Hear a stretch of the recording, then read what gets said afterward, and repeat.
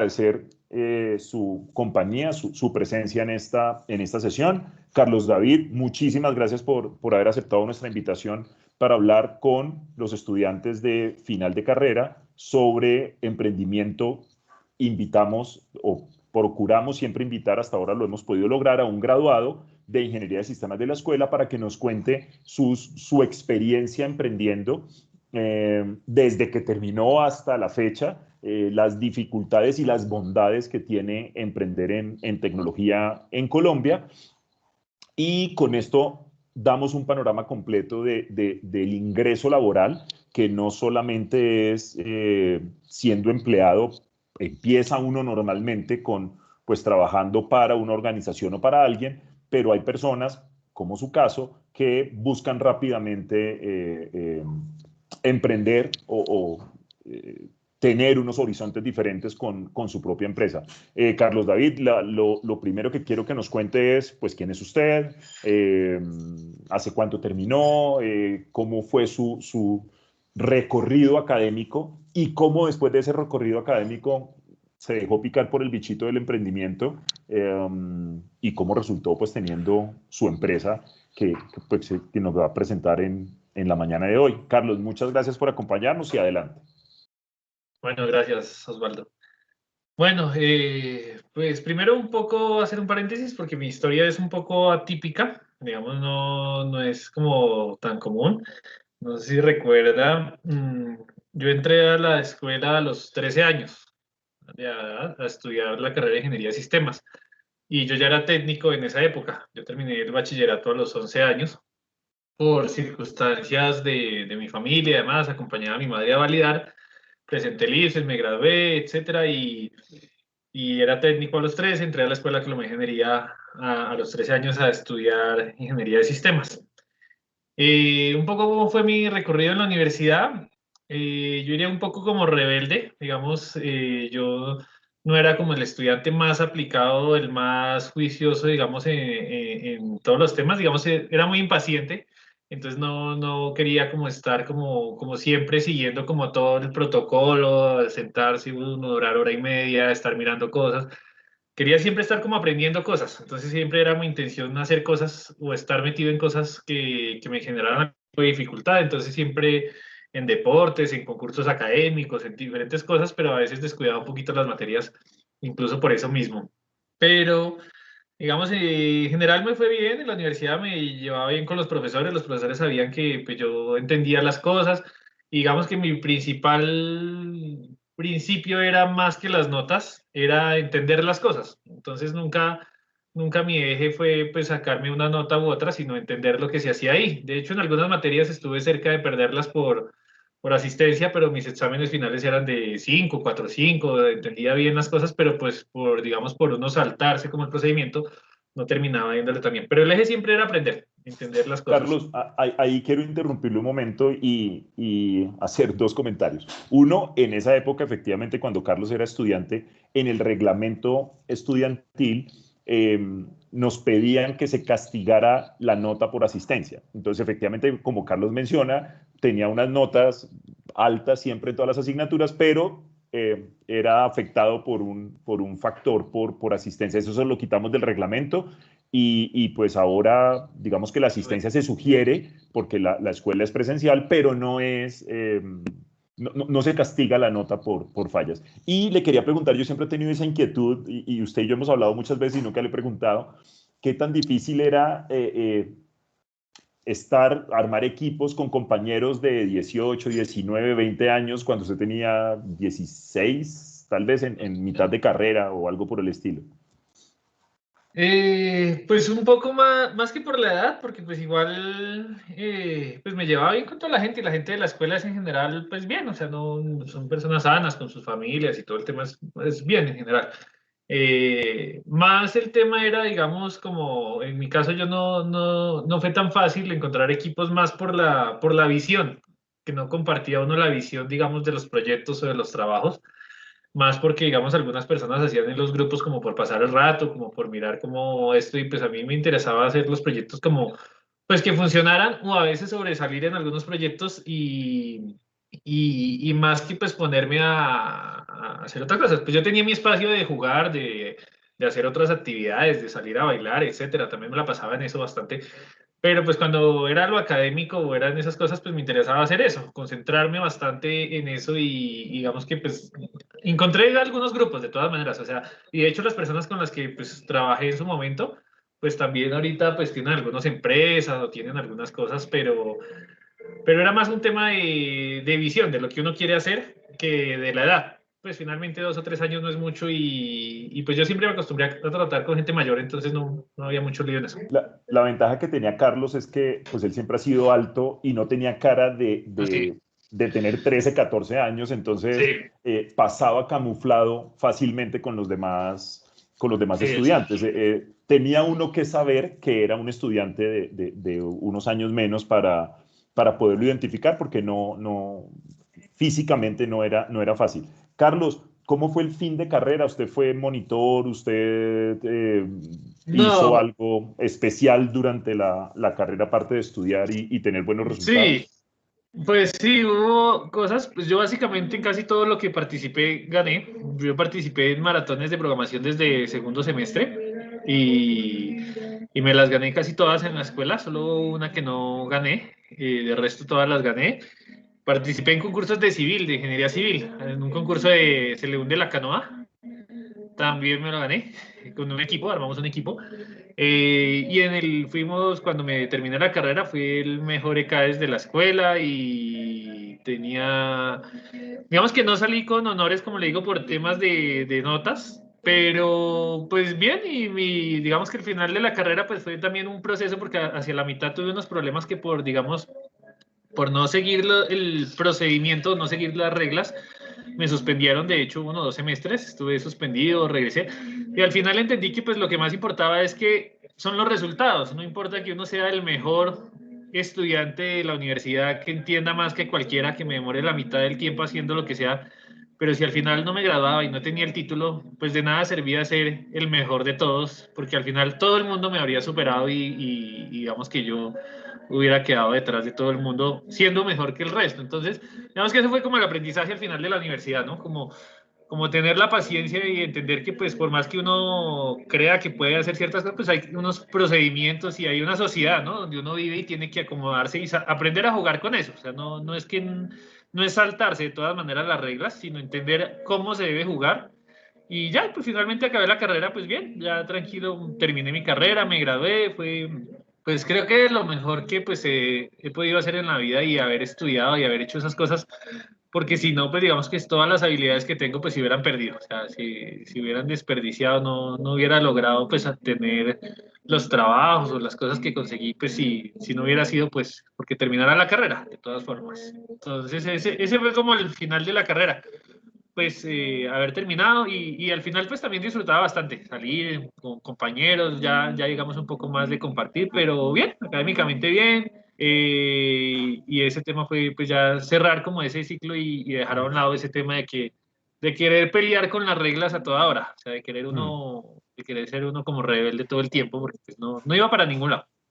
Ahí tal vez la ventaja que tenía Carlos con eso es que él peleaba y nadie se daba cuenta, ¿sí? No era altanero, no era grosero, no, sí, era como una pelea él mismo Y nada más, con las reglas exacto. y nadie se daba cuenta que estaba pasando algo raro hasta cuando fue el tropiezo que mencionó y entonces se activaron todas las alarmas y pues ya, yo creo que eso fue, digamos, un paso necesario para todos y nos reorganizamos pues terminó exitosamente su carrera como lo menciona.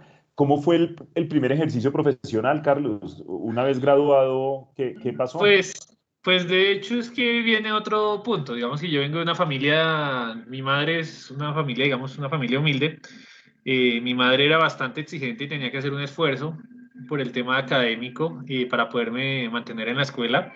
Entonces, desde que a mí me suspendieron a mitad de carrera, ella no me volvió a pagar la universidad. Entonces yo primero en primer semestre perdí una materia que era expresión oral y escrita, la materia más sencilla de todas y pues la perdí. Entonces de ahí que mi madre me metió a trabajar. Entonces ella sí, acudió con unos amigos de la familia y justo con la suerte que tenían una empresa de software.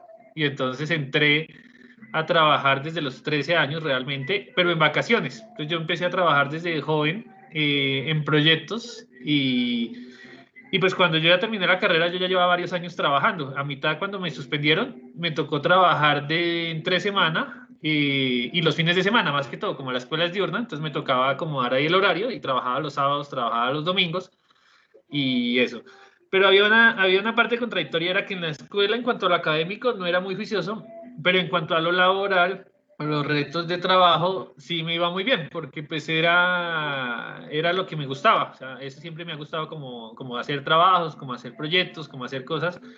Entonces ahí me iba bien y pues cuando acabé la carrera realmente yo ya llevaba pues varios años trabajando, entonces era como otro esquema, el trabajo pues traía como unos retos más entretenidos y entonces ya pues realmente empezó a cambiar de todas maneras el ejercicio de tener el título, de tener eso, pues cambió el perfil, conseguí unas mejores posiciones y demás. Y seguí pues digamos en el tema, trabajé en Procálculo, trabajé en el SENA, en Sofía Plus, en diferentes proyectos y digamos que ya digamos lo que cambió fue como que eran proyectos más grandes, digamos en organizaciones más grandes un poco. Y pues de ahí fue que vino también en esos trabajos, fue que siguió fortaleciéndose la idea de tener mi empresa. De hecho, pues el tema de tener la empresa empezó desde cuando estaba más joven, como a los 15 años. La gente con la que trabajaba en sus proyectos decía, no, sería chévere que fuera socio. Algún día mencionaban y como que sí, sería, pero ellos digamos que yo los veía en sus emprendimientos. De hecho, esas primeras empresas en las que trabajé no les fue bien, o sea, no existen hoy en día. Esas primeras empresas y entonces yo aprendí mucho con esos emprendedores de pequeño, mediano tamaño, todo lo que no se debe hacer. Entonces tuve como una escuela ahí con ellos de varios temas. Los vi quebrarse, los vi una persona de esas. Mi primer trabajo, el que empecé a los 13 años, era una persona que tenía muy bien un trabajo, una empresa, tenía una empresa que le estaba yendo muy bien, vio el software, le gustó y se decidió meter a hacer software y porque conoció a una persona, un industrial que le mostró un sistema y se apasionó con el tema del software y empezó a meter plata y a meter plata y a meter toda la plata que quiera y pues quebró la otra empresa, perdió más de 1.000 millones en esa época, en el 90 y pico, 2000, perdió más de 1.000 millones de pesos tratando de hacer esa empresa de software. Yo participé ahí como un ingeniero más. Yo pues era de nivel bajo, simplemente observando lo que pasaba. Y al final pues ellos son amigos míos de toda la vida, entonces pues he tenido la oportunidad de hablar sobre los errores y demás. Y pues esa empresa quebró, el señor perdió todo, perdió su empresa anterior, perdió esta empresa, perdió la casa de los papás, de la mamá porque la empeñaron, perdió el socio, también perdió la casa. Y pues finalmente terminaron como, entonces, pues el tema fue difícil para ellos, pero pues yo aprendí mucho, digamos, en ese proceso. ¿Qué no hacer? Entonces esa fue como mi primera escuela, casi que todo el tiempo que yo estuve en la universidad aprendí muchas cosas. Y pues no sé si sea el momento pues para decirle la primera y es que el principal problema que ellos tenían era que su negocio no generaba ingresos constantes. El tema era que era un tema que vendían el software por proyecto, por licencia, y por más de que usted venda un proyecto que parezca una buena venta, usted vende un proyecto 100, 200, 500 millones, 1.000 millones, lo que usted quiera venderlo, pero si usted solo vende una vez, no hay plata que aguante, eso se desaparece y finalmente no tiene nada, o sea, usted va a quedar en ceros de nuevo en algún momento. Entonces eso le pasaba a él vendió unos proyectos bien vendidos en su momento, contrató gente, fuimos un equipo de 10 personas, 15 personas, pero pues no logró con mantener ese ingreso y pues al final se le acabó la plata y empezó a sacar de donde pudo al punto de quitarle el flujo de caja a la otra empresa y al punto de quebrar todo y que básicamente no fue viable. Entonces, ahí yo pues digamos que esa fue una de las primeras lecciones y que también las que basé mi empresa, es que no podía crear algo que solo generara proyectos o ingresos ocasionales, sino que tenía que ser algo que todo el tiempo diera plata de manera continua. O sea, no puede parar la entrada de plata porque si eso se detiene, pues no hay empresa, básicamente. No puede hacer una única gran venta porque pasa una sola vez. Yo conozco el caso de una persona, digamos, relativamente cercana, que tenía una muy buena empresa, como usted menciona, con pocos buenos clientes, era una consultoría, entonces se fue especializando y se quedó con un único cliente en Estados Unidos que le generaba todos los ingresos deseados, y un día esa empresa decidió no contratarlo más y hasta ahí llegó, porque tenía un único cliente, empezó a especializarse tanto que se cerró, como usted menciona, cerró sus fuentes de ingresos y vivió cómodo con esa única fuente de ingresos un tiempo, y después se quedó sentado porque su única fuente ya no lo contactó más. Entonces, efectivamente, él tuvo que cerrar su empresa, y como usted menciona, pues de ese tipo de errores, afortunadamente usted los vio en otro lado y no los vivió para poder capitalizarlo para su empresa. Sí, pues yo le cuento que un poco, digamos, ya pasando a la experiencia laboral, pues básicamente casi que toda mi experiencia he estado trabajando en empresas medianas, pequeñas y medianas, y la ventaja es que pues en una empresa pequeña o mediana uno tiene la posibilidad de estar muy cerca del dueño, y a mí pues en particular me iba bien llevándome con los dueños de las empresas. Entonces digamos que yo siempre he tenido una buena relación con ellos y tengo acceso a cierta información. Y hay diferentes tipos de personas, ¿no? Básicamente he pasado como por más o menos cinco empresas antes de la mía, cinco o seis, donde tenía acceso a los gerentes y podía ver como lo que pensaban. Y uno se da cuenta que ahí como, según las circunstancias de la persona, de dónde viene, de su educación, de todo, ven el mundo de una manera. O sea, cada persona ve el mundo de una manera. Entonces, por ejemplo, esa persona, por ejemplo, otro error grande que cometió ese primer empresario que les mencionaba fue apoyarse en la gente que no tenía el conocimiento ni la preparación adecuada para hacer ese proyecto. Como les comentaba, el que lo ayudaba era un ingeniero industrial que alguna vez había visto una materia de programación, pero que pues no tenía los conocimientos actuales en programación orientada a objetos, en nuevos desarrollos, en otro tipo de cosas. Y entonces el mantener ese producto era demasiado costoso, las prácticas no eran ideales, todo el sostenimiento de la empresa era difícil, pero era algo que él no veía. Entonces algo que decían también era que uno debe tratar de crear su negocio en algo que uno controle, que uno maneje. Porque cuando no, ese señor que creó la empresa, pues no tenía conocimientos de sistemas. Contrata a un tercero para hacer una empresa de sistemas. Y entonces yo he visto que la mayoría de las empresas de sistemas que funcionan solo son de dos tipos, o sea, en lo que he podido ver. O la crean inversionistas que tienen mucho dinero y que tienen una cantidad de dinero tal que es casi infinito para poder sostener la empresa a mediano y largo plazo. Porque una persona con un capital de dinero mediano, como les digo, 1.000 o 2.000 o 3.000 millones de pesos, casi que es fijo que va a perder su plata al meterse en este negocio, porque contrata a alguien que no sabe cómo medir, contrata a alguien que no sabe qué está haciendo.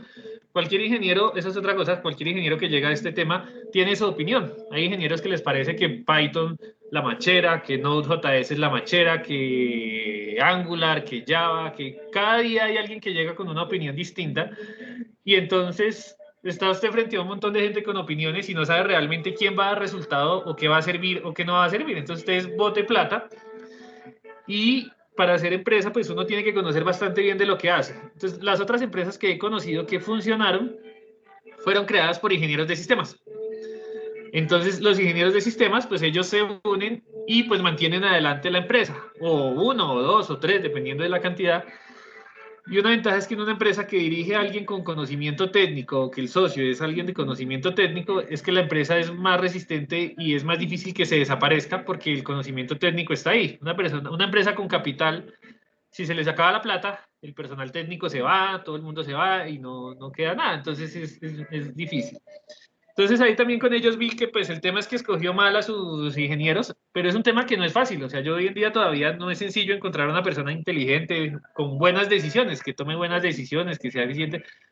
Ahí es donde está ese es uno de los trucos de magia. Yo pasé por empresas, me hicieron buenas ofertas y demás, pero es difícil para un empresario saber si una persona es la que le va a salvar o no su negocio. Entonces no se sabe a quién apostarle.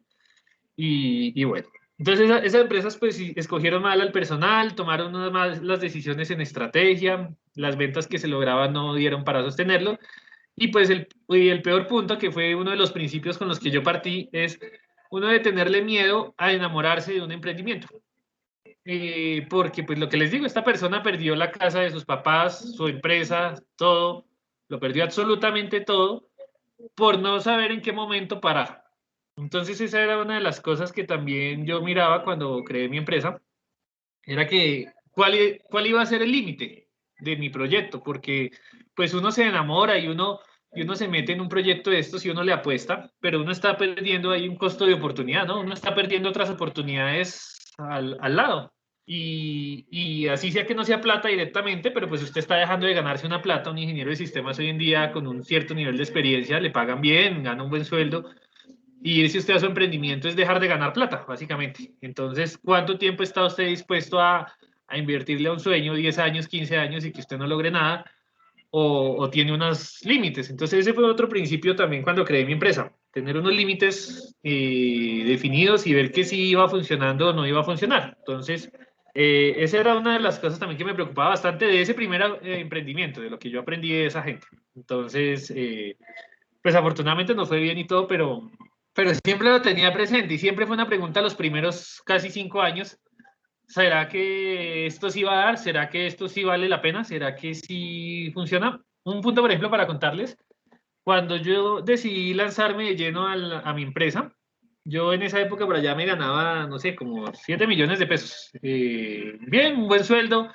Tenía en esa época 24 años, más o menos, 23, 24 años, me ganaba como 7 millones, era jefe de un área de desarrollo, coordinaba gente, dirigía, tenía un buen estilo de vida, estaba bien, o sea, no me faltaba nada. Pero para poderme meter a mi empresa, pues finalmente un día tuve que tomar la decisión. O que esa es otra cosa que uno tiene que hacer. Si uno se va a meter a hacer una empresa, o lo hace de lleno o no lo hace. Porque eso de a pedacitos uno nunca logra nada. Yo soy, como les digo, me gané todas las maratones de programación de la universidad. Me rinde programando un montón. Hago desarrollos a toda velocidad, lo que se quiera. Pero ni porque me rinde demasiado, yo puedo crear una empresa por raticos. O sea, no se puede crear una empresa de a raticos. O sea, ni siendo el más veloz de lo que quiera. Entonces, hubo un momento en el que me tocó renunciar. Yo decidí renunciar a mi sueldo, a mis proyectos. Me salió un cliente que fue como la prueba de que lo que estaba haciendo sí servía para algo. Me salió un cliente y dije, pues me voy, y pues finalmente me fui a ganarme como 1,5 millones, de ganarme 6 millones a 1,5 millones, y pues tocó irse a hacer eso. Pero pues era la decisión, o le hago o no. Y eso también me lo hizo tomar en cuenta otro error que cometí, que fue que tenía un dinero y lo invertí por allá. Hubo un amigo de la familia, un familiar, y me hablaba del campo. Y entonces uno los veía, que sus fincas, que sus cultivos. Entonces me dijo, invierta aquí un dinero. Entonces yo invertí un dinero, le hice caso e invertí un dinero en la finca de ellos para unos cultivos y demás. Pues no fue significativo, pero fue una plata. Y al cabo de 4 o 6 meses eso no me contestaban, el cultivo se dañó, no funcionaron bien las cosas, etcétera. Entonces ahí aprendí que uno definitivamente no debe meterse uno en negocios que uno no conoce y que uno no controla. Entonces era una pendejada porque yo sabía que mi negocio funcionaba, sabía cómo funcionaba, sabía que necesitaba inversión y estaba invirtiendo en otras cosas. Entonces era como tonto el ejercicio. Entonces también ahí decidimos pues enfocar toda la energía también en esto, y apostarle pues más de lleno, y también tomé la decisión de no invertir en negocios que en general no conozco, porque pues eso todo el mundo le llega a uno todos los días. Yo conozco gente, cada mes, cada X meses me está llegando un conocido con una idea millonaria, innovadora, con la cual vamos a superar a Facebook, vamos a ser mega millonarios, pero pues no son mis ideas, no son el área que yo conozco, no son los proyectos que yo manejo, y como les digo, y lo más importante, cualquier emprendimiento requiere su dedicación completa. Y entonces eso implicaría tener 2 emprendimientos a medias, o 3, o lo que sea. Entonces, también ha tocado aprender a decirle que no a los proyectos. Hay muchos proyectos y cosas que se ven atractivas, que llaman mucho la atención, pero pues no todo, por más que a veces ya le toca uno decirle a un amigo, al que sea, pues que si le va bien, que le vaya bien, pero pues uno debe tener como un enfoque. Ya uno, de pronto él se vuelva millonario primero que yo, pero pues ni modo. O sea, también yo ya escogí una línea, y hay que también, y está funcionando, que es lo más importante. Entonces ahí dice, como dice el dicho, un poco más bueno, como más vale pájaro en mano que 100 volando, entonces nos concentramos pues en esos proyectos. Así como para irle Carlos, contando. ¿cuándo empezó GTIC? En qué momento? Ya nos contó que fue cuando finalmente decidió salir de donde estaba, encontró un único cliente. ¿Ese fue el inicio de GTIC? ¿Ese cliente al que usted le apostó? Miren, no, yo empecé con la idea pues de ser socio de alguna empresa, como le digo, desde antes, cuando estaba en la universidad. Me decían, pues yo tampoco era que tuviera tanta intención en eso. Eh, Realmente la idea de GTIC nació cuando estaba en el 2009 en Sofía Plus, en el SENA, trabajando. Yo estaba ya trabajando en el SENA, era uno de los desarrolladores allá. Y yo estaba rodeado de un equipo muy bueno, o sea, había un equipo de gente muy, muy buena, había otras personas que también tenían 20 años y estaban terminando maestrías, había gente con 22 que eran certificados, con no sé qué, o sea, gente muy preparada, gente muy, muy buena me rodeaba. Pero había una cosa que no me gustaba y era la falta de, como de compromiso con las cosas, hacer las cosas como a medias, o sea, era un descaro, como el trabajo que se veía que hacía, o sea, usted veía un ingeniero súper bueno, que todo el día se la pasaba era estudiando para su especialización y no trabajaba ni un minuto, y le pedían un favor de que ayudara para algo y no quería. Entonces me molestaba mucho la forma de la gente, de su disposición a, o sea, todo el mundo como que lo que piensa es en cómo me cojo un sueldo, cómo me cojo una plata y cómo me hago el loco y cómo subo mi título y cómo hago que me paguen más, pero por hacer menos.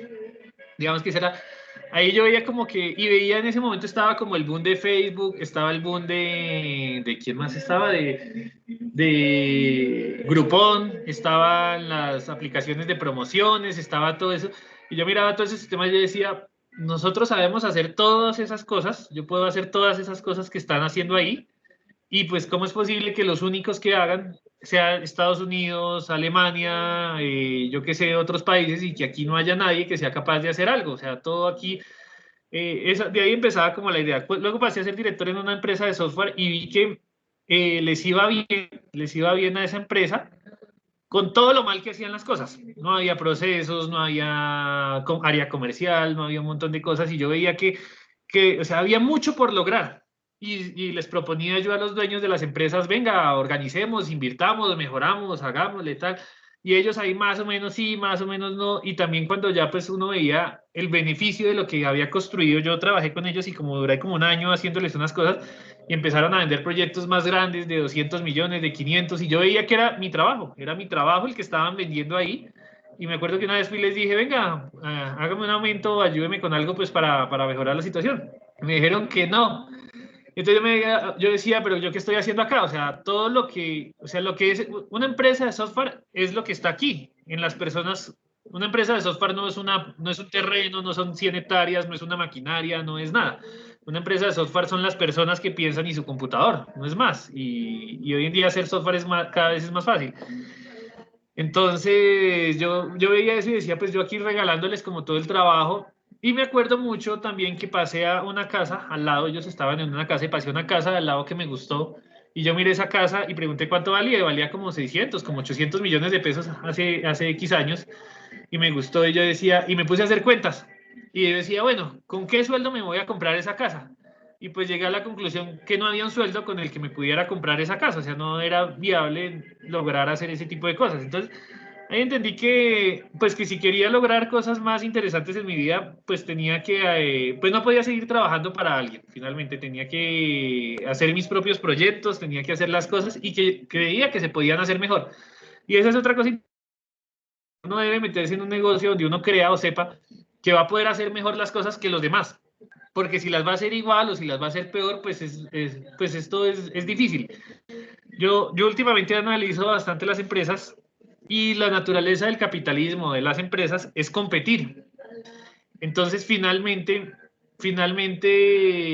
solo sobreviven a largo plazo las empresas que sean mejores haciendo lo que hacen. Una empresa, por más plata que le meta, por más lo que quiera que sea, el nombre que tenga, no importa el nombre, lo que sea, solo van sobreviviendo y creciendo las que son mejores haciendo las cosas, más rápido, mejor servicio, mejor producto. Entonces tiene uno que tener algo en mente que uno va a superar a las otras. Si no, pues no. Entonces ahí fue que me metí a hacer la empresa porque sabía que podía hacer mejores sistemas, sabía que había muchas cosas por hacer y miraba el sector, yo miraba el sector en general de las empresas de software y pues están acostumbradas a sufrir. El tema del software es bastante sufrido acá en Colombia. No hay muchas empresas que produzcan sistemas y las que producen son medio. Hoy en día hay unas cuantas que ya como que han ido mejorando en los años, pero no es como que sea el referente a nivel mundial, y también siempre hay como, había mucha oportunidad de mejora.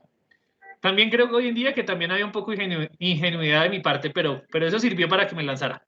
Y me metí a hacer la empresa y hice las escrituras. Yo hice el primer paso, que fue hacer los papeles, en el 2011, pero no fue hasta el 2013 que me metí de lleno a hacer ese trabajo. O sea, yo la creé y hice varios intentos, por cierto.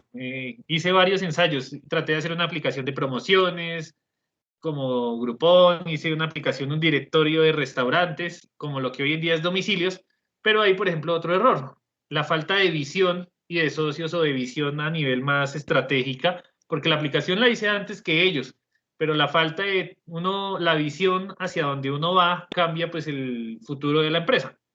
Entonces uno pensaba más en los pequeños, en el negocio de barrio, en el no sé qué. En cambio, las otras personas después con los años uno se da cuenta que no, uno iba a una cadena, a la Brasa Roja, se iba a los grandes, hace 5 negocios y ya tiene medio país cubierto. Entonces ahí hice proyectos, digamos que no funcionaron. También aprendí otra cosa ahí, importante, que duré como un año y algo molestando, y hicimos varios intentos, hice varias cosas que no dieron resultados, y ahí aprendí que si uno se quiere meter en un proyecto B2C, o sea, como empresa, servirle a las personas naturales, o buscar un tema de masificación o de usuarios o cualquier cosa de esas, se requiere básicamente un capital ilimitado para soportar la empresa, porque básicamente uno tiene que arrancar regalando el servicio, conocer, masificar, construir un volumen muy grande, y eso no se logra si no es con mucha plata. Yo me acuerdo mucho que en el 2011 Carvajal invirtió 11.000 millones de pesos en una aplicación que se llamaba Guru. Yo creo que hoy en día nadie la conoce, o sea, no sé qué tanta gente hable hoy en día de Guru o no, pero le metieron 11.000 millones de pesos, creo que 4.000 para la tecnología y como 7.000 millones para publicidad. Era como la forma de combatir el hecho de que el directorio de páginas amarillas se quedó en el papel y en la historia. Entonces era la nueva forma digital, en línea, todo. 7.000 millones de pesos, y eso se perdió, o sea, eso fue botado a la basura. O sea, hoy en día, como le digo, usted lo mira y no hay ningún resultado.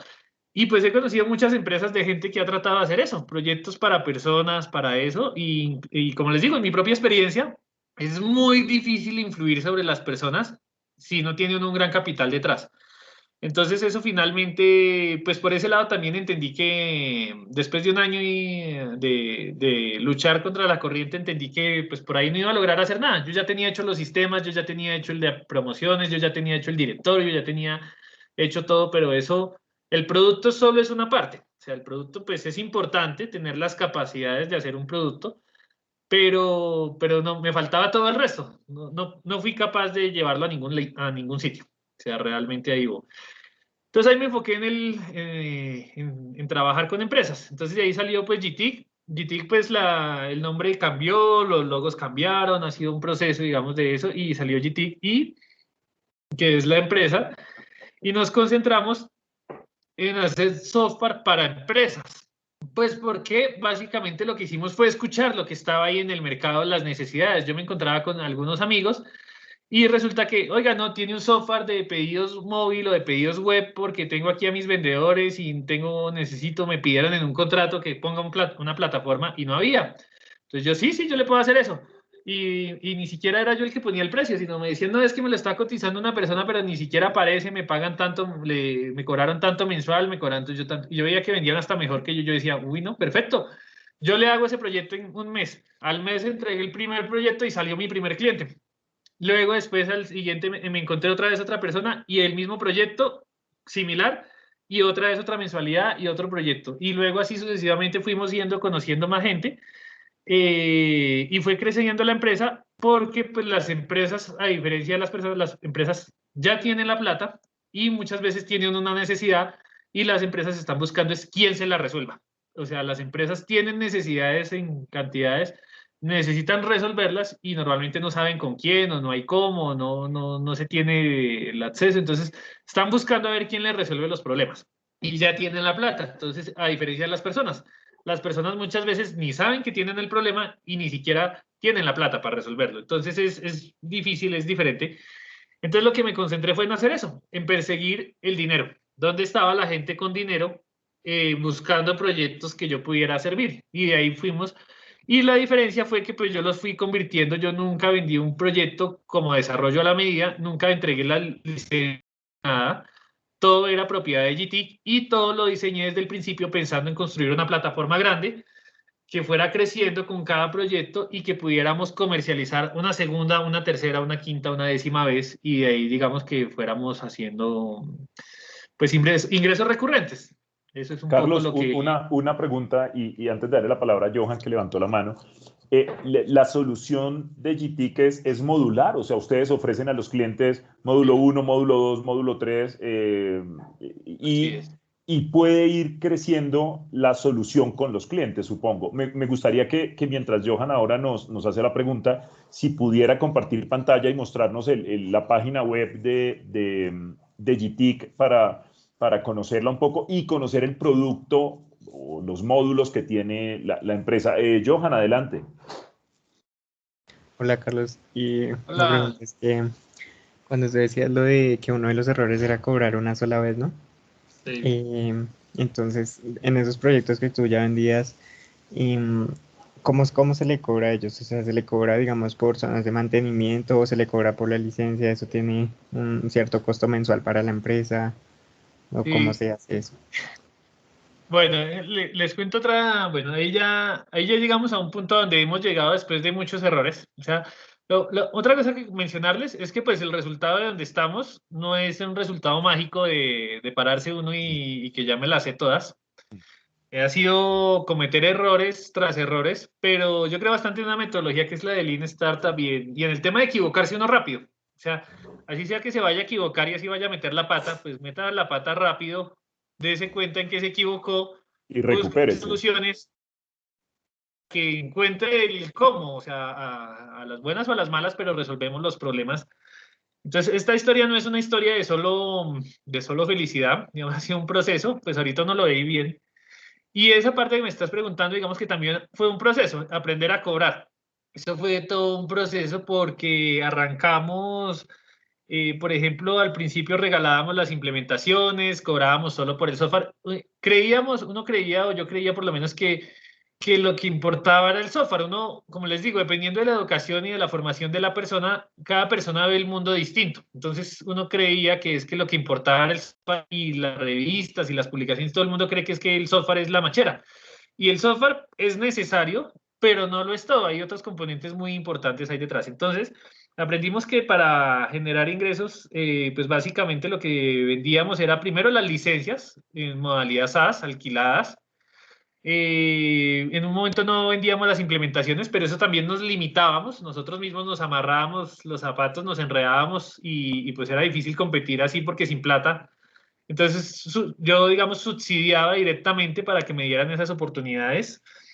Luego aprendimos que se debe cobrar en un proyecto la puesta en funcionamiento del proyecto. O sea, un proyecto debe arrancarse cobrando con una puesta en funcionamiento de un equipo personal, técnico, de otras áreas y demás. Eso ya hoy en día lo hacemos pues mejor. Y más por el hecho de que nosotros no teníamos un capital. O sea, yo creé la empresa con 200.000 pesos. Ese fue el capital de GT, semilla que se le puso, 200.000 pesos, y nunca he recibido un peso de inversión. Entonces, no cobrar por servicios, pues era un tema pues, que nos hacía aún más difícil las cosas. Se cobraba solo la mensualidad del software, pero las empresas tienden a ver como que el software cada vez es más barato. Las empresas creen que el software cada vez, y pues es cierto, usted compra software hoy en día, usted busca un CRM y aparece 10 usuarios gratis, usted encuentra el software X, el software Y, todos gratis, y cómo, ¿cómo se dice? ¿Cómo compite uno contra el software gratis? O sea, mi proyecto es hacer un software y ahora lo regalan. Entonces es un mercado también que pues está cada vez es más competido, cada día salen y salen más competidores y cada año salen nuevos ingenieros queriendo hacer un nuevo software, entonces la competencia pues cada vez es más dura. Y salen, modelos de negocio diferentes, no claro. solamente la competencia técnica, sino como usted menciona, regalo por aquí, regalo por allá. Entonces el modelo de negocio hace que usted se tenga que estar replanteando su modelo de Eso, negocio constantemente. Completamente de acuerdo. exactamente. Y eso le hace a uno, entonces ahí viene una parte pues que nos ha tocado, que yo conozco con gente de mercadeo, he trabajado, y pues lo que siempre le dicen, ¿no? Hay que ubicarse muy bien dentro del tema del marketing mix, dentro de los temas de mercadeo, del producto, cuál es el valor, cuál es su target, cuál es su mercado objetivo y cuál es su valor y qué es lo que usted ofrece y por qué, sinceramente, es que lo van a escoger a usted. Como les digo, de hecho, eso es algo en lo que todavía hoy en día estamos trabajando. Yo no les puedo decir que seamos perfectos, estamos en un ejercicio y precisamente ese es el punto ahorita más grande de lograr GTIC, mejorar. GTIC ha crecido, hoy en día somos ya como casi 30 personas y nos hemos mantenido, pero el reto ahorita de GTIC no es hacer el producto ya está hecho, yo ya tengo los clientes, yo ya tengo. El tema es cómo nos convertimos en un Microsoft teniendo una herramienta equivalente a Microsoft WhatsApp. Es la meta mía ahorita. ¿Cómo logro que aparezcamos en todo lado, que todas las empresas nos compren? Y ese tema no es tan sencillo. O sea, hacer el producto pues ya fue un tema que yo conocía desde el principio, lo logré, se logró. Pero ahora viene el tema de vender, que ese es un problema muy grave yo creo que es el principal problema de mucha gente y es el que no sabe vender. Si uno no sabe vender, no importa lo bien que haga las cosas. Si no sabe vender, si no encuentra dónde vender las cosas, si no sabe negociar, si no sabe hacer un contrato, si no sabe la parte comercial, pues está perdido básicamente. O sea, no va a lograr hacer nada. Eso es Está gravísimo. perdido, o está perdido, o está en manos de un comercial que viene a apoderarse de su negocio, a enseñarle Pues eso cómo hacer toca, las cosas. eso, sí, eso ahí, como le digo, hay que pensarlo bien, pues con quién se alía uno, cómo se asocia, cómo trabaja o ver cosas. Pero bueno, y volviendo a la pregunta del tema de recurrente, entonces lo que hacemos hoy en día, pues básicamente es hay unos costos por el software que en general deben mantenerse bajos para que pues nos contemplen y podamos competir, pero realmente nuestro objetivo se volvieron las empresas grandes, porque las empresas chiquitas, volvemos al tema, las empresas chiquitas quieren todo regalado, no tienen presupuesto, no tienen esto, y ven un comercial donde dice, ahorita por ejemplo Sigo dice, regalamos la contabilidad, regalamos la nómina, entonces todo el mundo sale tirado allá de cabeza, pero hay otro tipo de empresas, hay otro tipo de clientes que son las más grandes, que no les interesa un software regalado, lo que necesitan es servicio, necesitan garantías, necesitan cumplimiento de normas, necesitan otros elementos diferentes que pues esas empresas no les van a dar. Entonces ahí es donde se paga mucho por la consultoría, por el servicio de soporte y mantenimiento. Entonces uno, por ejemplo, yo hoy en día, yo tengo una empresa en la que le facturo un dinero importante, pero básicamente en esa empresa el 80% de la facturación, el 90% es por servicio de soporte y mantenimiento que casi nunca damos. O sea, porque las cosas funcionan bien, pero ellos están interesados en que cuando nos llamen, a la hora que llamen, alguien conteste y esté ahí disponible. Entonces, por ahí es donde, Tener el respaldo adecuado y tener la seguridad de contar con el respaldo siempre. exacto, porque una empresa, por ejemplo, para contarles, hoy en día tenemos una empresa de oxígenos. Imagínense cómo es una empresa de oxígenos medicinal hoy en día en esta pandemia y que el sistema no funcione y que a las 2 de la mañana o a las 6 de la mañana no lo atienda nadie, sino hasta las 8 y deje sin atender una serie de pacientes. Eso cabe una demanda, muertos, etcétera, todo lo que usted quiera. Entonces, ellos no les interesa, o sea, el software debe funcionar, pero les interesa el servicio y debe haber gente disponible todo el tiempo. Entonces, ahí también lo mismo, esos servicios los convertimos en servicios mensuales, en suscripciones de soporte que le permitan al cliente contar con personal continuamente y que a nosotros nos permitan contratar de manera permanente gente, que ahí hay una ganancia, hay un margen de ganancia donde nosotros, pues no todo el tiempo debe estar la persona atendiendo a ese cliente, pues le quedan unos espacios y nosotros esos espacios los materializamos en mejoras del producto, en atención a otros clientes, en cualquier otra cosa, y pues sigue creciendo nuestro equipo y sigue creciendo y tenemos unos ingresos constantes. Sabemos que mes a mes recibimos una cantidad de dinero y pues uno puede mantener una empresa a flote. Que ese es otro punto y pues clave y gravísimo y es pues que una empresa, por eso dicen que el flujo de caja manda, básicamente no sobrevive si no hay plata. Entonces, lo más importante es saber dónde va a entrar su dinero recurrente, cómo va a mantener su caja. Yo tengo un Excel, allá, mejor dicho, con 1000 fórmulas y cosas, donde yo tengo proyectado los próximos 24 meses, cómo va a ser, qué dinero voy a tener en el banco cada mes, qué pago, qué saco, y puedo contemplar proyectos de inversión. Si hago un proyecto de inversión, ya está cuadrado ahí. Eso digamos que es como tarea de un gerente financiero, pero igual, o sea, uno debe tenerlo claro en la cabeza para dónde va su empresa y en qué se va a poder meter. Y si usted no tiene plata, si usted sabe que la plata le dura para 3 meses y en 3 meses se le muere su empresa, pues está complicado. Entonces ese es el Yo tema. ahí quiero, Carlos, hacer varios comentarios antes de darle la palabra a Steven, y es, usted toca dos puntos que yo considero muy importantes. Uno, hay que concentrarse en quién consume el producto, porque ustedes ya saben que el producto es de calidad y que tienen que estar constantemente haciéndole mejoras para que el cliente se sienta satisfecho y consuma las mejoras que ustedes generan. Y el otro es, así usted se asocie efectivamente con un financiero, con alguna persona que le apoye ese tema, pues usted tiene que tener claridad de qué es lo que está pasando y control de ese flujo que usted menciona en los próximos meses, porque no es lo que el financiero diga y palabra sagrada. Tiene que estar usted ahí muy pendiente y controlando la situación para que el flujo de caja que usted menciona, que es súper necesario, pues esté siempre permanente en la empresa. Steven, adelante. Buenos días todavía. Carlos, mi pregunta pues más que todo era que me surgió pues cierta duda y cierto como interés más bien en el que digamos tú decías que para montar una empresa o que decías que las medianas o pequeñas empresas con un capital de 3.000 millones de pesos que era como muy difícil lograr a subsistir. Sí, Entonces, era más que todo mi pregunta el cómo, digamos, si me dijiste que no, pues que solo con 200.000 empezaste, entonces hasta, o sea, tu equipo eras tú solo, o- claro. ¿cómo Entonces, lograste mira, tenerte en eso, o lo que tú mismo decías, el flujo de caja, si digamos, no había, digamos, como tal una inversión? claro, mira. Ahí volvemos a un punto, mira. Hay dos como las empresas que sobreviven en este negocio son las que yo he visto, las puedo clasificar en dos. O las que lo hacen por capital, porque tienen una serie de capital, pero el capital por sí solo no sirve para nada. El capital se lo consume uno y lo desaparece y al final pues tú terminas con un megaproducto, pero si no hay ingresos, si no hay flujo de caja, no sirve para nada. O sea, si no hay ventas, no sirve para nada.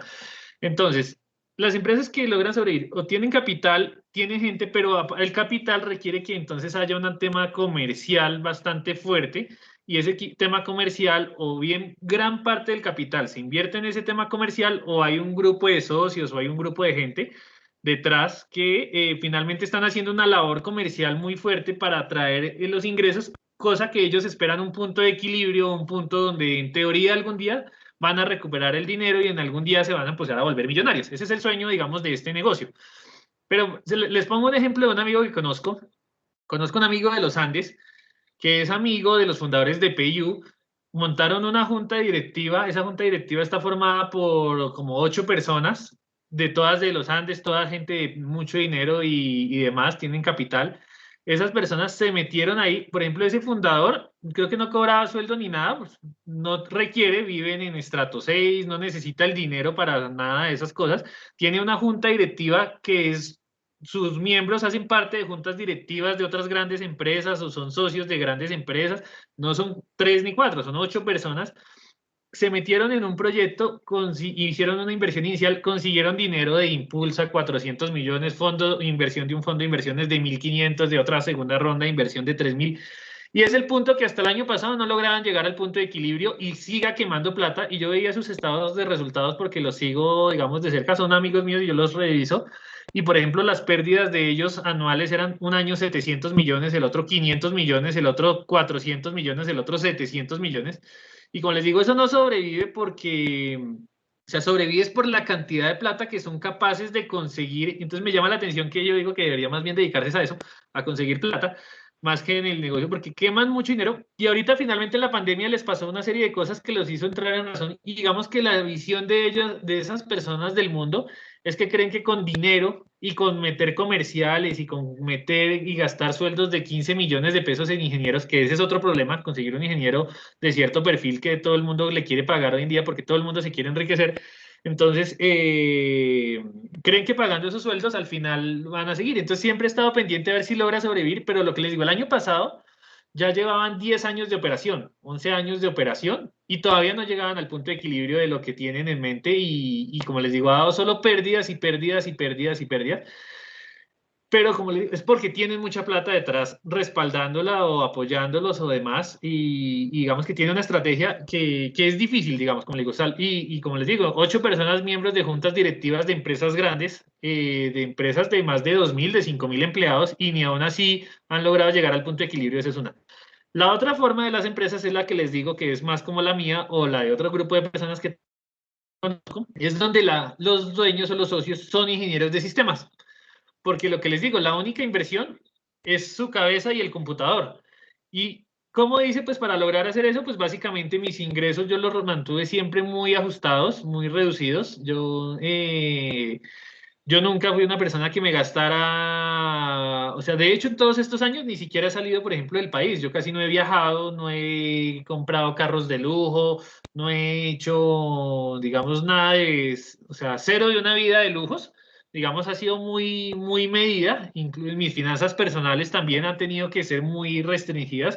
Yo de hecho, tuve una hija en esas épocas y todo, y vivíamos en un momento donde mi madre me compró un apartamento, pero eso es estrato 3 guardando la platica, ahora siendo muy organizado y cero rumba, cero gastar dinero, porque pues el dinero no había, y pues lo que hacía era mantenerme al ras con todas las cosas para sostener esto. Y ahí es donde lo que le digo, una empresa creada por ingenieros sobrevive más que una por capital, porque es que mientras el ingeniero siga vivo, la empresa sigue ahí, o sea, de todas maneras ahí sigue, ahí hay algo que mantiene con vida a la empresa. Yo pienso a veces en épocas de crisis, yo digo, ahorita me tocará, supongamos, despedir a la gran mayoría, y despido a casi todo el mundo, y me quedo solo con 3 o 4 personas, o volvemos a hacer incluso 2. La empresa seguirá viva porque sigo estando yo, o sea, sigue estando una persona que sigue ahí empujando y empujando. Una empresa creada por capital, el problema es que la gente no va a seguir poniendo plata y plata a menos que eso genere un retorno. Entonces, el ingeniero de sistemas se va a ir cuando se acabe la plata del sueldo, el administrador se va a ir y todo el mundo se va a ir y finalmente no va a sobrevivir. Entonces, es más fácil, como les digo, dura más, hay más probabilidades que dure una empresa creada por un ingeniero que creada por una persona que pone plata. Es por eso Y que pues sobrevivimos, y es por eso que pues todavía seguimos aquí, porque pues realmente mis ingresos o mis gastos, más bien, yo ajusté mis gastos al mínimo para poder soportar, y pues la persona que me ayudaba, que fue mi socia, que fue mi madre en este caso, en la parte administrativa contable, ella tenía esos ingresos y ella pues en los primeros años tampoco cobró y estaba dispuesta a ayudarme, y digamos que esa fue como la inversión, digamos, la inversión inicial, y la empresa pues ahí se mantenía y poco a poco lograba generar unos gastos que ya nos permitió mantenernos a nosotros, que nos permitió ir generando, y poco a poco fuimos generando unos excedentes que nos ha ido ayudando a crear y contratar más gente. Ese es. Carlos, toca, antes de darle la palabra a Johan nuevamente, un punto que es bien importante, y es la cantidad de capital que se puede conseguir yendo a los sitios adecuados. Entonces, ángeles inversionistas, entidades mixtas que ofrecen capital privado y público para respaldar emprendimientos de base tecnológica, y cada vez se consigue, cada vez es más fácil encontrar ese tipo de recursos que apoyan emprendimientos como el de Carlos y otros emprendimientos de base tecnológica, pero pues tienen que ofrecer una seguridad. Estos inversionistas que se consiguen pues no van a meter la plata en algo que genere o que pareciera tener mucho riesgo. Entonces el capital está, el dinero está, y hay que saberlo buscar. Hay gente especializada en encontrar este tipo de recursos. Johan, adelante. Carlos, otra pregunta que me surgió ahorita. A los inicios, cuando ustedes eran pocos, pequeños, digamos, ustedes, ¿cómo lograron ganarse la confianza de sus clientes? ¿Cómo ustedes le podrían asegurar a su cliente que su software, el que ofrecían, era pues, realmente bueno y competitivo? ¿Por qué no escoger otra empresa que, digamos, era grande Claro, en el mercado? Pues lo que sucede es que en este tema del software realmente yo cuando empecé, por ejemplo, cometí unos errores creyendo que es que todo el mundo ya tenía resuelto todos los problemas de tecnología. Yo comencé muy pequeño y entonces yo crecí en un mundo donde yo veía que todo era tecnología y para mí todo estaba resuelto. Creo que eso les debe pasar un poco a ustedes. Es que hay dos mundos y ahí pues estoy viendo en el punto intermedio. Hay un mundo antes de mi generación que realmente la tecnología no existía, o sea, era algo totalmente nuevo. O sea, si ustedes miran las empresas más antiguas de tecnología, un SAP, un Microsoft, tienen 40 años, 40 y pico años, no tienen 100 ni 200 años, o sea, hay un cambio en la forma. Yo como fui tan pequeño y siempre tuve acceso a un computador desde que fui niño, siempre programé, siempre vi todo, para mí todo era demasiado obvio. Pero la realidad que vivían las empresas, los directores, la gente que estaba allá en eso, no era así de obvio, no era así de natural. La gente de hoy en día, ese es un tema que está pasando, que es un cambio de generación. La gente nueva, los hijos de los dueños, la nueva gente, cree que es que uno prende un botón y todo pasa mágicamente. O sea, como que todo resulta, ya sucede. Pero la realidad era otra. La realidad era que uno buscaba un aplicativo móvil y uno creería, yo en esa época pues pensaba que aplicativos móviles ya debía haber, que es que la solución de las empresas grandes ya todo lo tenían sistematizados. Y esta es la época en la que en este momento estamos sistematizando una empresa grandísima multinacional y todavía ni siquiera tienen resuelto, o sea, todavía tienen Exceles, todavía tienen la mitad hecho a mano y en papeles y entonces cuando llegamos a esos primeros clientes fue pues por gente que yo conocí, amigos conocidos que tenían empresa y en unas reuniones algo me dijeron, no, es que estoy buscando tal cosa, como yo era ingeniero, entonces yo le dije, y yo vi la oportunidad, le dije, yo le puedo hacer eso, si quiere, y ahí me tocó pues el compromiso mío, entonces regálame un segundo ya. Fue el compromiso mío decirles que pues básicamente yo les podía resolver su problema y que yo les iba a demostrar y que si yo les llevaba la solución, ellos me la compraban y me dijeron que sí. O sea, ahí no fue tanto como que me pagaran primero y yo entregara después, sino fue al revés. Me tocó a mí primero dar la demostración, demostrar que sí podía llevar el producto y cuando ya llevé el producto, ellos pues me pagaron porque ellos tenían la necesidad. Eso es lo bueno, que es que hay necesidades que están ahí y que no siempre se encontraba con quién resolverlas. Entonces, pues yo les mostraba la solución y finalmente me entregaban el dinero. Y pues era un tema, pues, de conocer y pues igual es que no había mucho tema de confianza porque es que no les estaba cobrando nada. O sea, realmente era, yo le resuelvo el problema y si se lo resuelvo usted me paga. Entonces es como, pues ahí no había mucho riesgo.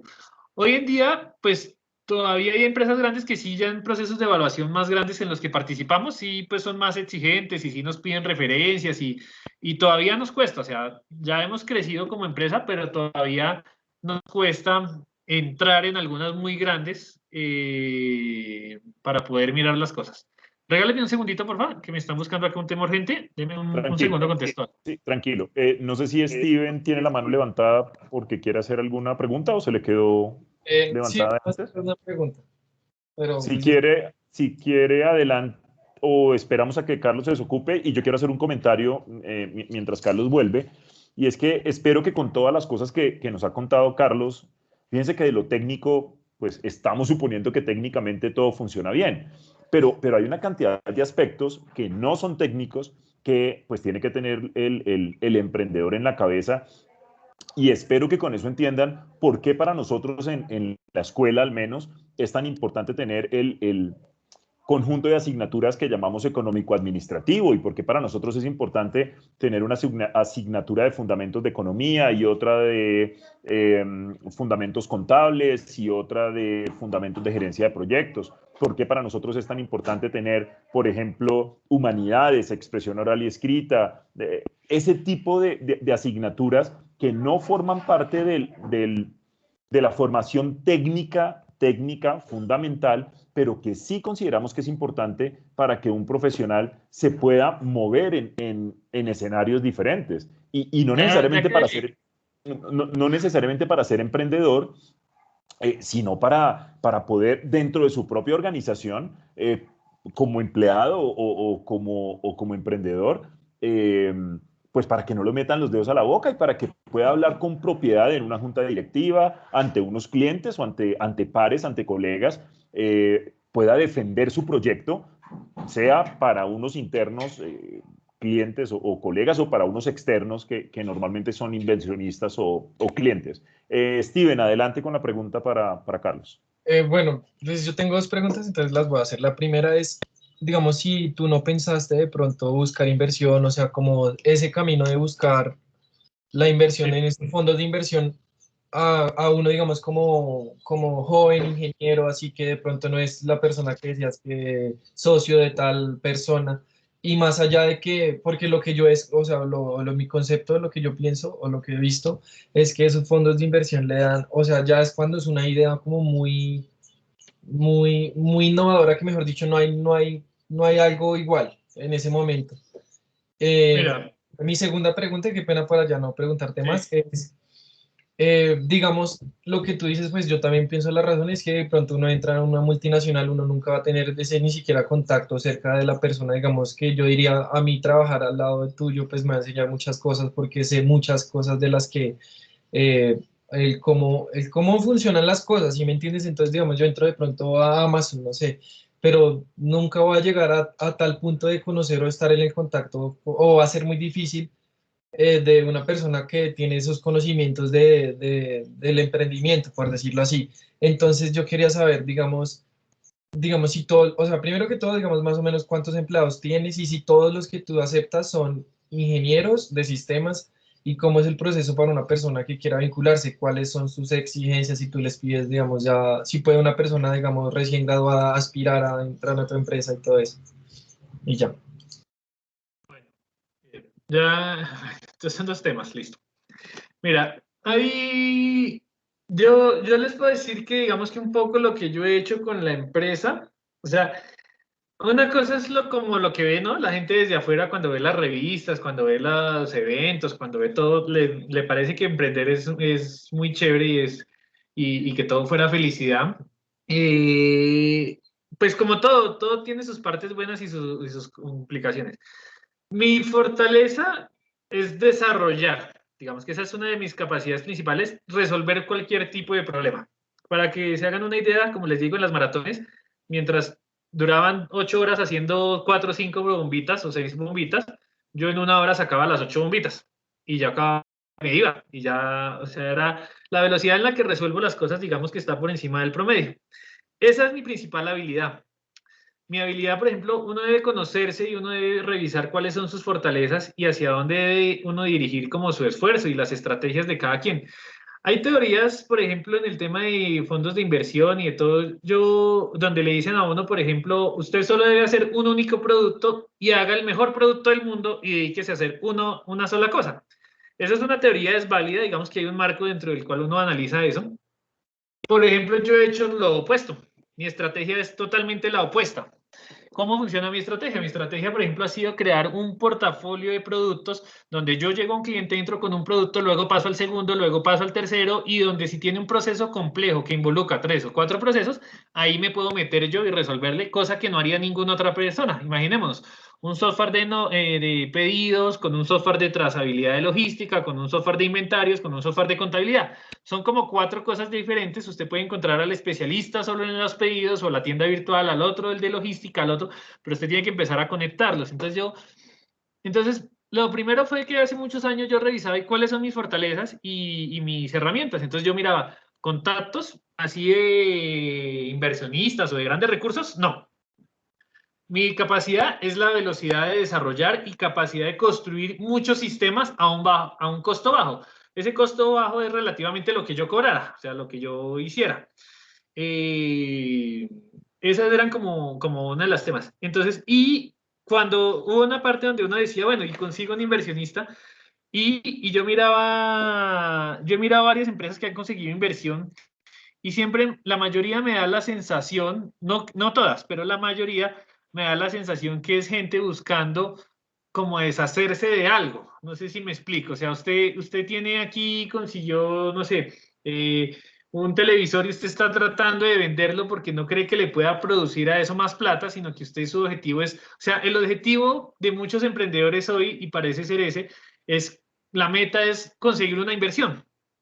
No no que la empresa sea rentable, sino que la meta es conseguir una inversión y entonces, entonces la pasan mucho pensando en temas de modelo de negocio, en cómo sustentar, en buscar en inversiones, en hacer una serie de cosas que pues digamos que yo veía que eso me desviaría de mi principal objetivo, que era crear un producto fuerte y que digamos que mi sensación siempre fue que para conseguir la inversión que yo iba o que necesitara, pues mínimo voy a tener que gastar 6 meses a un año buscando esa inversión.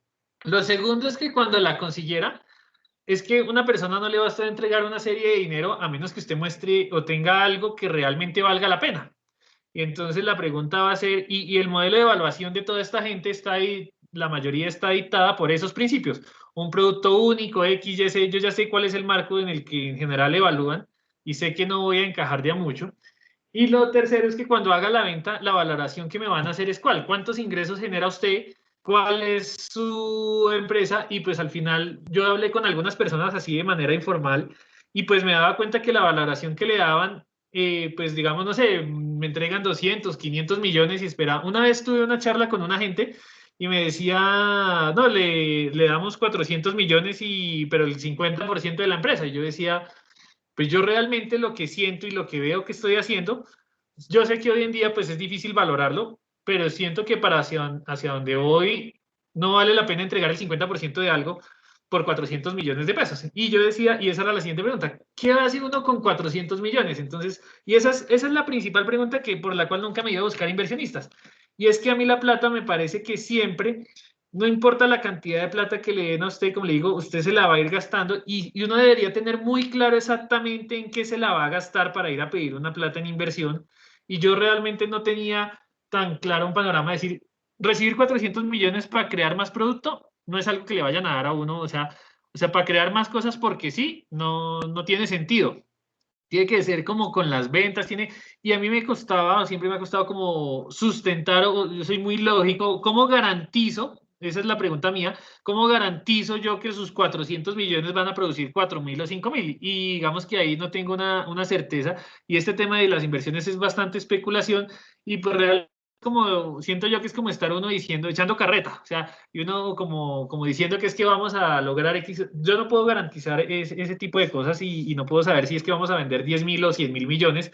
Yo creo en el producto y por comparación puedo decir que nos va a ir bien. Y como le digo, conozco las otras empresas y sabía dónde estaban después de cuántos años y después de hacer mal las cosas y sé que las voy a hacer mejor y que las voy a superar, pero no le puedo decir si en 3 años o en 5 o en 10 y no le puedo decir exactamente cómo va a funcionar. Entonces yo sentía que eso nos desviaba y el otro punto era, como les digo, uno, la plata me iba a volver esclavo de las personas que ponen la plata. Y una de las cosas que yo más quería era la libertad de poder decidir cómo invertir o cómo decidir la estrategia de la empresa. O sea, y finalmente uno de todas maneras con la plata uno pierde un control y pierde, o sea, uno vuelve, de cierta manera yo vuelvo a ser empleado. O sea, sí soy socio, pero tengo ahora que reportarle a una serie de personas y como que doy un paso atrás en un sentido. Entonces, y yo lo he pensado y como le digo, yo hoy en día no vivo mal, podría salir a buscar inversión, pero como les digo, siento que la inversión no me aportaría nada, o sea, no me daría mi felicidad, no me interesa la plata para irme a viajar ni a gastármela, no me interesa la plata para básicamente y creo que también eso es un tema que es más personal, como le digo, ¿cuál es la finalidad de lo que usted busca? Y en mi caso lo que yo quiero hacer es una empresa como Microsoft o Oracle que a nivel mundial, que venda productos y que compita con esas tres empresas logrando hacer algo grande que compita contra ellas.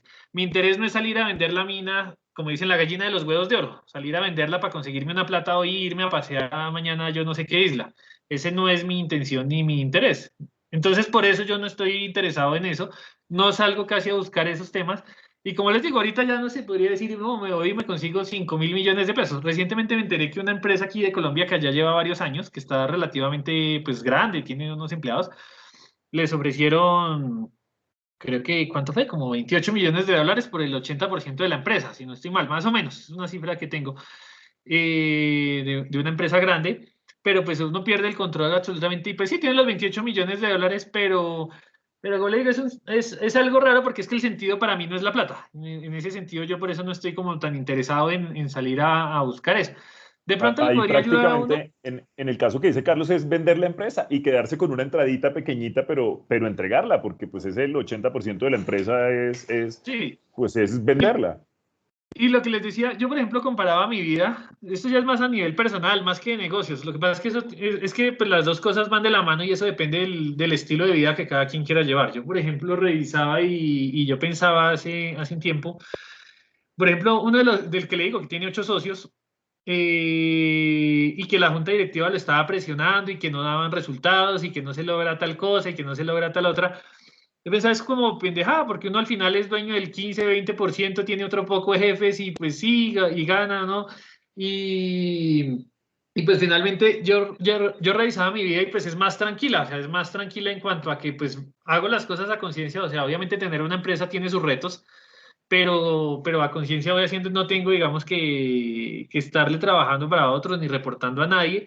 Y finalmente, lo que les digo, la plata no es garantía de nada. Yo conozco varias empresas, yo conozco unas empresas de un amigo que fue gerente de la empresa, le invirtieron 3.000 millones y la cerraron hace como 6 meses. Conozco otra que también era de Chile, que vino aquí a montar una nómina, le metieron también un montón de plata, oficinas en la carrera 11, ingenieros, gente, vendedores, eso de todo, que eso es un desfile, mejor dicho. Y al final, pues esa vaina también la cerraron acá en Colombia, que no les funcionó, que no les dio y ya se fueron. Lo que les digo, estos otros que son un montón de socios, directivos, gerentes, gente importante, y ahí van tratando de lograr el punto de equilibrio. Y pues ellos iniciaron antes que yo, en el 2008. Pero lo que les digo, uno mira las cifras y entonces 700 millones de pérdida, 500 millones de pérdida. Yo en todos los años que llevo de la empresa, lo máximo que hemos puesto en las pérdidas o que ha dado ha sido 5 millones, 5 millones de pérdidas. No ha dado utilidades tampoco, o sea, 10, 15 millones de pesos de utilidades, eso digamos que no es nada, pero la empresa vamos a otro ritmo, vamos creciendo y finalmente yo los cálculos míos es que los vamos a alcanzar más o menos en unos 3 años. ¿Y de qué le sirve haber recibido 3.000 millones, tener 10 socios, tener no sé qué, si al final la estrategia que planteamos pues los vamos a superar en unos 3 o 4 años y somos más fuertes? Y ahorita, por ejemplo, en pandemia nos fue mejor y sobrevivimos y crecimos mejor que ellos tuvieron que rebajarle sueldos a la gente, tuvieron que sacar gente, yo no tuve que sacar absolutamente a nadie, entonces yo creo que a veces la gente es la moda, o sea, a veces también es mucho como que la gente se deja llevar a veces por todo lo que dicen, pero creo que hay que pensarlo uno a nivel personal. Pues si uno, él me decía, mi amigo, él es amigo mío, el dueño de esa empresa. Yo le dije una vez, yo le ofrecí, le dije, oiga, ¿a usted no le interesaría optimizar, mejorar sus costos, organizar su empresa? Yo le puedo ayudar con eso. Él me dijo, a mí no me interesa nada de eso. A mí lo que me interesa es vender más, que los números me den, que las cifras me den, y la meta es que eso podamos vender la empresa en no sé cuántos años por no sé cuántos millones y su objetivo es salir de ahí con X cantidad de miles de millones. O sea, digamos, en N años su participación en esa empresa vale 10.000, 20.000 millones, lo que sea que valga, sale y se retira con 10.000 millones. Así Construir un básicamente es nombre, como construir un nombre para vender y asegurar un futuro es tal vez el objetivo que él tiene en mente. Exacto, exacto. Quisiera darle para Pero cerrar, todavía porque falta la otra pregunta. ya nos queda para que organice esa respuesta con, tal vez no sé qué nos va a preguntar Johan, y con eso cerramos el tema, que No, nos una quedan 3 pregunta minutos. súper rápida. De hecho, la puedo hacer ya. Sí, adelante, Johan. ¿Ustedes cuentan con sucursal física? No, hoy en día todo está en teletrabajo. En ese tema de la parte, hoy en día todos están en la casa y nosotros desde antes pues vendíamos en varios países del mundo desde una casa, en un barrio normal, nadie nos visitaba para vender sofás, Se le y fue todo lo la vendíamos por allá. internet y todo se hacían más demostraciones y demás, pero no, hoy en día pues de hecho estoy quitando la oficina de donde está, me la estoy llevando para otro sitio y va a quedar más como una oficina administrativa nomás, y el resto todo está teletrabajo. Bueno, y la otra pregunta de los empleados, pues ahí viene una parte que pues, como les digo, es que esto hay una competencia, entonces uno tiene que entender cómo en el mercado en el que se mueve, hay una competencia muy grande de empresas y de gente con dinero que quiere volverse millonario a punta de hacer software. Entonces eso ha generado un montón de emprendimientos, unos financiados, otros no, otros de grandes empresas, de lo que sea, una alta demanda de ingenieros, todo el mundo quiere tener sistemas, todo el mundo quiere producir y todo el mundo quiere tener algo, y eso ha hecho que pues, los sueldos y las cosas hayan aumentado, digamos, o hayan buenos sueldos en el área de desarrollo de software. Eso hace que uno casi que tendría, si uno se mete en ese juego, uno tendría que competir con dinero. O sea, precisamente en esta empresa que les digo, ellos, por ejemplo, tenían un desarrollador que le pagaban 6 millones y se lo robaron ofreciéndole 12 millones. Entonces se le llevaron al chino por 12 millones. ¿Cómo paga uno? ¿Cómo? O sea, una empresa es un tema racional, es un tema de números, es un tema lógico, y entonces los números tienen que darle. Entonces, ¿cómo hace usted para retener a una persona que se la van a llevar por 12 millones de pesos o por 10 o lo que sea cuando pues no da? Usted está buscando reducir costos y no le da. Pero como allá el capital no importa, eso hay la cantidad del mundo que quiera para invertir. Entonces, nosotros en ese sentido, desde hace muchos años, lo que hemos hecho, yo creé también unas herramientas de pruebas de selección en línea y demás. He buscado en bolsas de empleo estudiantes. Normalmente yo casi todo mi equipo de desarrollo ha sido estudiantes de ingeniería de sistemas y normalmente han sido más de universidades de perfil, digamos, la nacional o la distrital. Esos digamos que han sido como los que más, como les digo, entre las estrategias y básicamente lo que hemos hecho es que les hago una serie de pruebas donde miro su capacidad para resolver problemas. Y de ahí, digamos que los escojo. Yo no los escojo, digamos, por hoja de vida ni nada, sino el que sea capaz de resolver los problemas es el que entra con nosotros. Y pues finalmente son personas que al estar estudiando tienen unas necesidades de horario, una flexibilidad para acomodarse más a las condiciones que nosotros necesitamos y también en el presupuesto. Entonces finalmente los hemos acompañado y hemos tenido varios que han durado 3 años mientras terminan la carrera o unos duraron 2, 3 años después de la carrera y así. ¿Cómo? No le escucho nada. Siga, adelante. Bueno, ya. Y entonces, entonces han estudiado con nosotros, pues lo que hemos hecho es irlos entrenando y pues finalmente lo que tenemos hoy en día es, pues, es un tema muy difícil competir por sueldos y por perfiles. Y hoy en día, de todas maneras, ustedes, la gente joven, no tiene la misma cultura de hace muchos años de la gente entrar a un trabajo y durar 10 años y es que aquí me voy a pensionar y no, o sea, la gente, y pues tienen la oportunidad de todas maneras, o sea, quieren un trabajo que les paguen bien y si al otro año le ofrecen 500.000 o 1.000.000 más, pues salen y se van y así sucesivamente. Entonces es un tema muy inestable y los que ya, digamos, van adquiriendo cierta estabilidad, pues tienen también cierto costo y cierto tema. Entonces yo insisto de nuevo con el tema de la plata. La plata no garantiza los resultados. Conozco gente, como les dije, desde que trabajaba hace mucho, uno le puede pagar mucha plata a una persona y eso no garantiza nada. Entonces yo siempre he creído más en las capacidades y en la voluntad de la gente de hacer las cosas. Entonces, por eso he trabajado más con este tipo de personas que realmente valoran y necesitan el trabajo y que tienen las capacidades para aprender y hacer las cosas. Y pues digamos que yo los voy acompañando, los entreno, les enseño, les ayudo con todo lo que necesitan y ellos pues nos ayudan a ir creciendo. En este momento, de todas maneras, la empresa ya somos 30 personas y hay, digamos, casi que de los 30, 24 son de jóvenes, en su mayoría son menores de 30 años, de 25, 27 años para abajo. Hay un grupo, de todas maneras, que sí ya tiene más experiencia, que son personas de otras edades, que también hemos descubierto, como les digo, en ese proceso de que uno no tiene plata, en ese proceso de que uno crea la empresa sin recursos, le fuerza a uno a pensar en soluciones creativas de otra manera. Por ejemplo, nosotros tenemos ahorita un director de proyectos que fue director de proyectos en Bayer, que un gerente de proyectos de Bayer, que no sé qué, pero que es una persona que ya tenía 50 y pico de años, 60, que ya no conseguía trabajo, que ya no le ofrecen por la edad, por lo que sea, ya todo el mundo está buscando gente de 30, 40 años, pero hay personas que tienen esa edad y que pues están interesados en trabajar y con toda la experiencia del mundo. Y entonces finalmente hemos vinculado también a algunas personas. Entonces la estrategia ahorita de la empresa ha sido más hacia los perfiles o más jóvenes o mayores para combinarlos y que finalmente dan mejores resultados o funcionan igual o mejor que una persona de 30 años. Esa es un poco, digamos, como la respuesta al tema. Entonces, eso nos ha tenido que hacer nuevas estrategias distintas también para la contratación, para poder competir y mantenernos, pero pues nos ha dado resultado y vamos pues, bien. Igual la meta es que la empresa cambia, las empresas también cambian, eso es un ciclo. O sea, la empresa no todo el tiempo es igual. Entonces la empresa cambia y antes era pues ese perfil, pero también ahorita necesitamos gente en la mitad. Necesitamos ahora la próxima etapa, necesitamos directores de verdad con experiencia, con certificaciones, con títulos, necesitamos gente que ayude a coordinar y a seguir haciendo que esto crezca. Entonces ahora necesitamos gente buena en la mitad para la próxima etapa de la empresa. Y eso sí.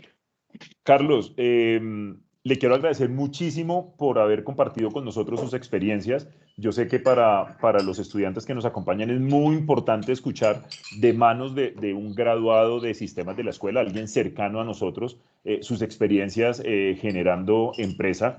Lo volveremos a invitar si se nos presenta la oportunidad para que nos siga compartiendo sobre la empresa y sobre los avances que hayan tenido. A todos les quiero agradecer por habernos acompañado. Nos vemos en la próxima sesión, la semana entrante. Y como ustedes saben, pues esta charla queda grabada y la publicamos para que la puedan revisar. A todos, muchísimas gracias. Carlos, nuevamente, muy amable por haber respondido a nuestra invitación y seguramente nos veremos en adelante. A todos, muchísimas gracias y nos vemos pronto. Gracias. Bueno, buen día a todos. Gracias, Carlos.